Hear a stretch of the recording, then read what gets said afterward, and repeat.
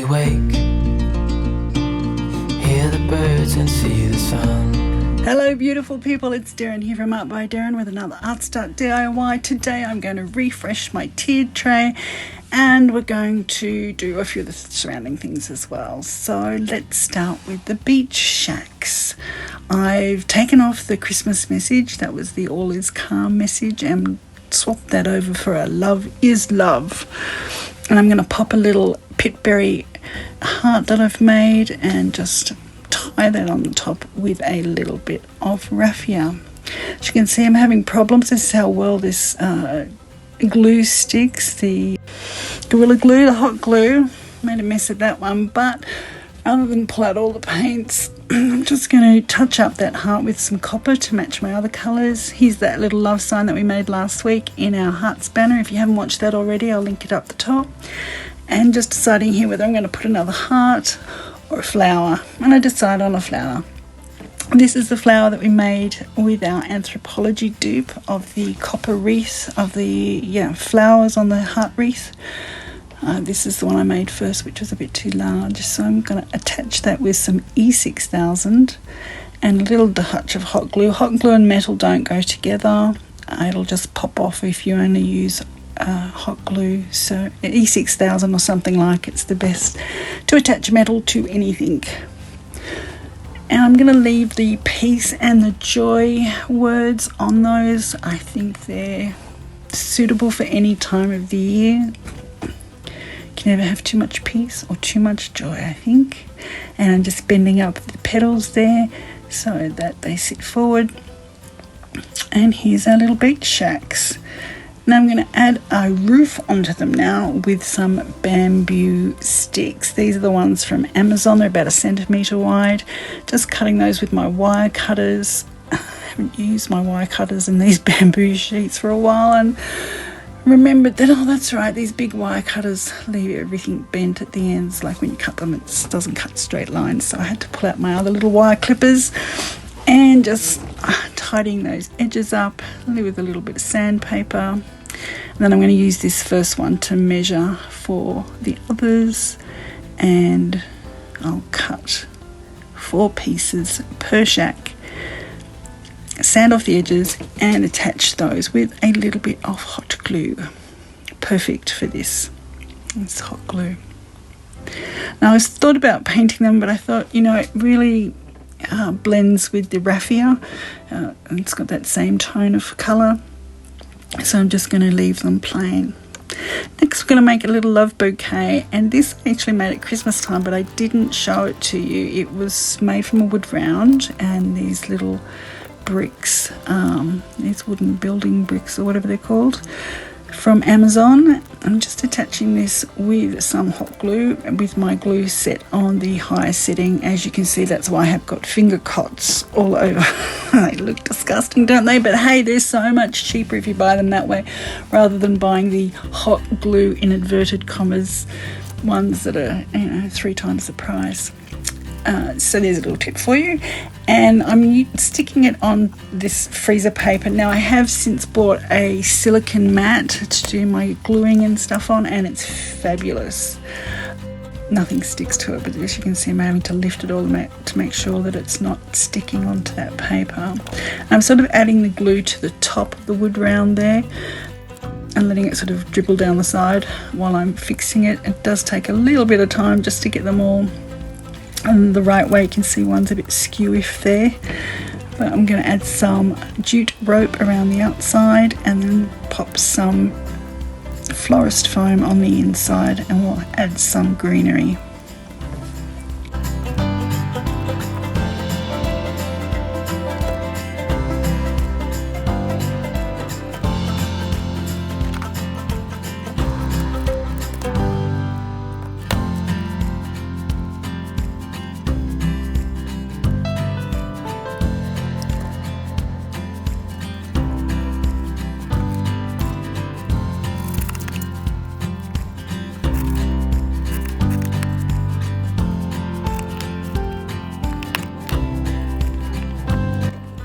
And this little vacuum that I got from Amazon is fabulous. It picks up all those little pieces of that foam, and I've given one to my husband who used to leave bagel crumbs everywhere every morning, so he now cleans up his crumbs, which is fabulous.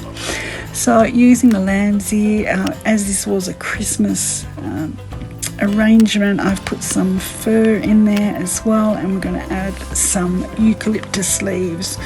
Australiana Christmas was my theme this Christmas. You can see my Christmas trees in the background there. And I'm just going to add some red berries to this to make it look Christmassy, which I will then proceed to pull out because we're refreshing it for our summertime tiered tray. So there we are, it's all gone. And now I'm going to add a couple of peonies and a little daisy and a few sprigs of the lavender. Just fluff that out a little bit, and then we've got a nice little bouquet for our tiered tray. I've got this springtime grow tray that we made, and just popping out the greenery and flowers there, getting rid of any crumbs. And I'm going to give this a coat of paint with the blue chalk paint that we got from Kmart, the Anko blue chalk paint. I really love this colour. I'm sure you realise that by now. Everything's got this blue on it this year. It may not last, but for this year I really like it. And popping those little wooden beads that I got from Lincraft, adding some paint to those, popping a new piece of foam in. It's just far easier than dealing with all those little bits that I had left over. Now here I start to put there's a little few gum nut leaves, flowers, in there. And this is where I make a mistake. Do not add your moss until you have finished doing your arrangement, because it's impossible to get anything in after you've put that stuff down. I end up having to use a bamboo skewer and make holes so that I could stick some more lavender in, because it was looking a bit sparse. So I popped some of that white lavender in from, that was from Wedding Flowers, that one. And just filling that up. And then I'm going to add a little bit of white. And this is just a chalk marker. Chalk paint in a marker, and just adding that to the edges just to give it a distressed look. So now it's time to refresh our heart of the home. That's what I'm calling it now. It was just a little home banner that we made, and I've taken the wreath off that was on there, and I'm adding this little pipberry heart. Made it too big, so I just cut some of that off and get it to the right shape, and add a little bit of raffia, and moving that tack up just a little bit because it hangs too low. So popped a hole in with an awl and added that raffia and I actually glued the raffia down just so that it hung the way I wanted it to. Now this one I'm just making with this paper from, it's not called the Farmers Market, what is it? Home something it's called. I will go and find out, hang on. Okay, I'm out of breath because I ran downstairs. It's called Home Again by Cartabella. It's American paper. So I've just used this, they've got a sticker page in it, and I just added those to the front, making a sort of mixed media collage on the front. A house is made of wood and stone, but only love can make a home. Adding a few little hearts, that wooden heart there, and then the 2cm wooden cubes, I added those to the bottom, and another home to the back, and then a black and white paper I added onto that as well. Now the black and white plaid paper that I add, this one was from the farmer's market. See, it's got the little trucks on it. So that will go on the back of that. See if I want to swap it around. Now let's make some love and light. These are these candlesticks, which I told you if I mentioned that I buggered these up. Goodness, DIY fails happen, and this is one of them. So I've just got the 7.5cm wooden blocks that we used for the stocking holders. Same stuff, same leftovers.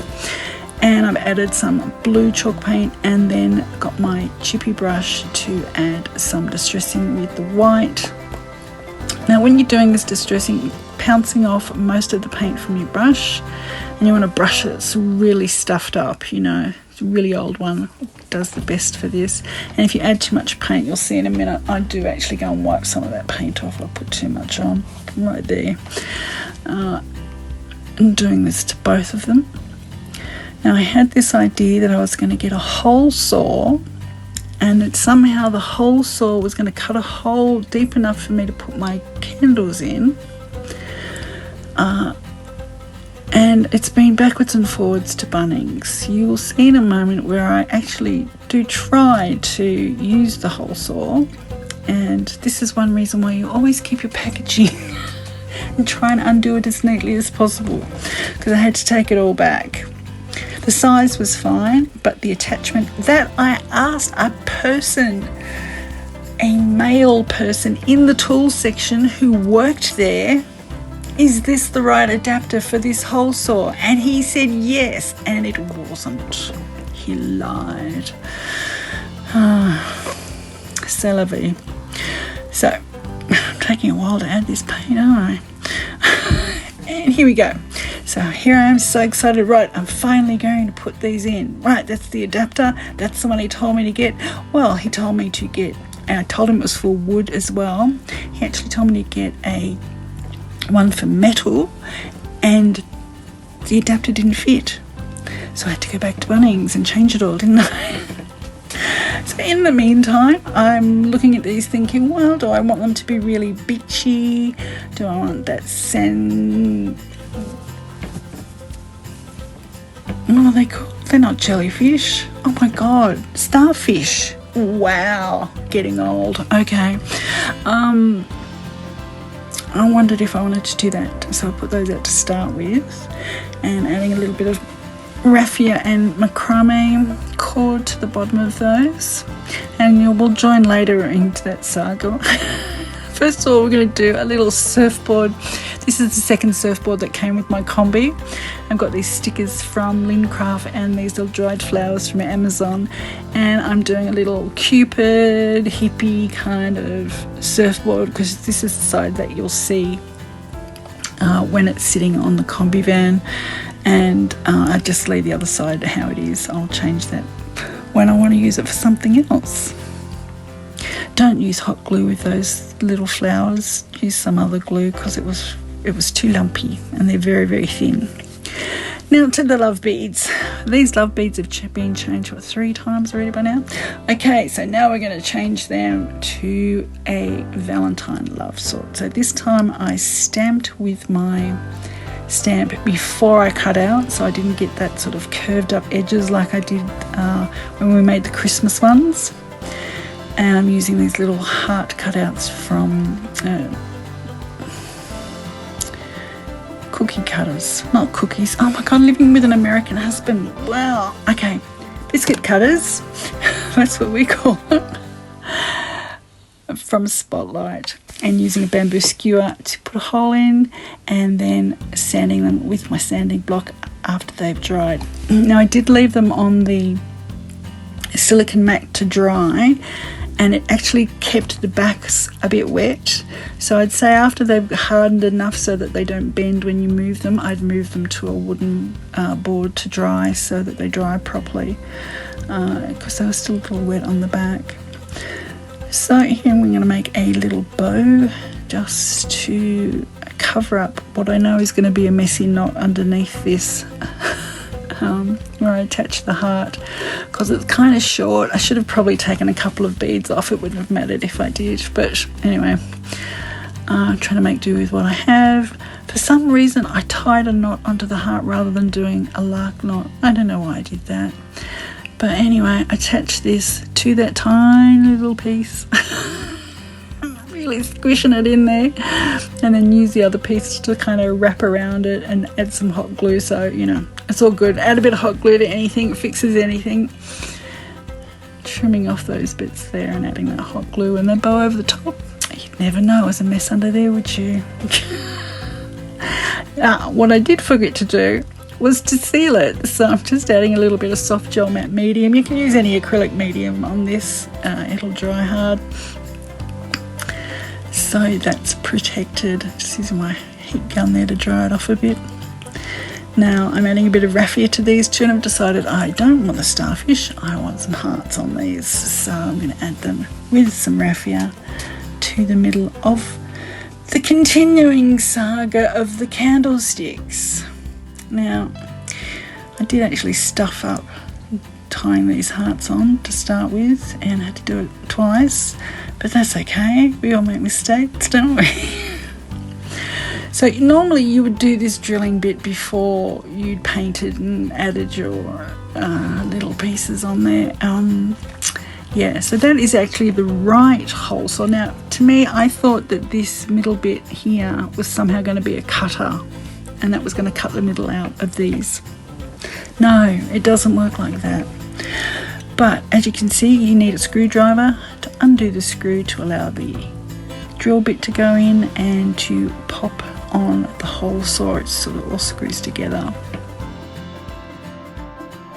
In that blue section, there's two little metal pins that you need to pull it back, wind down the hole saw, and then pop them back into the holes in the center, and then attach it to your drill. Now I had to go and find my old impact drill, which had a hole big enough as well to attach this. Don't do what I just did then. I tried to saw it without clamping it. Really silly, bad move. Okay, so I did finally get it done with the impact drill. Drilled a hole, of course, there's no way to get the hole out now, is there? So I have got to undo that, the chuck, and I'm gonna use the spade bit to try and dig this out. Okay, so this is what it looks like. It's a bloody mess. This is after going at it with a chisel, a spade bit, hammer. I'm actually going to try and chisel it and make it look a little neater, but I gotta say guys, this is a DIY fail. They happen. I mean, they did clean up a little bit with sandpaper, and look, once I put these candles in their little holder, you would never know. I'm going to pop it up on a shelf so nobody's looking down on top of it. You can't really tell that much when the candles are in there, but you know, I scratched the edge of it. I should probably put a little more paint on that.